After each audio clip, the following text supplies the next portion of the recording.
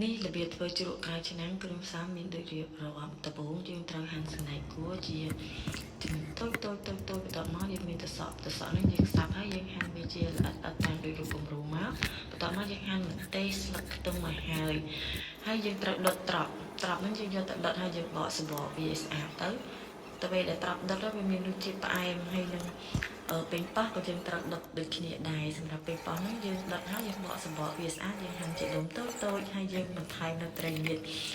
ដែលយើងអាំងទៅយើងដំវាដើម្បីឲ្យវា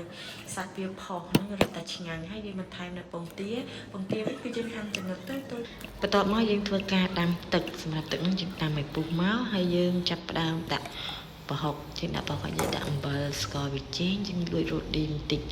តាមចំណង់ចំណូលចិត្តរបស់យើងទៅបន្ទាប់មកយើងយកបន្លែដែលយើងបានហាន់ទាំងអស់ហ្នឹងដាក់ចូលគ្នាក្នុងមួយចានមកហើយយើងចាប់ផ្ដើមចាក់ទឹកដែលយើងបានដាំពុះនឹងចូលកុំឲ្យដោយកាកប្រហុកវាហើយយើងភ្លក់ដាក់ក្រូចឆ្មាហើយយើងកូរច្របល់គ្នាមកយើងដាក់តាមចំណង់ចំណូលចិត្តធានាថាឆ្ងាញ់ដឹងតែចុះបាយ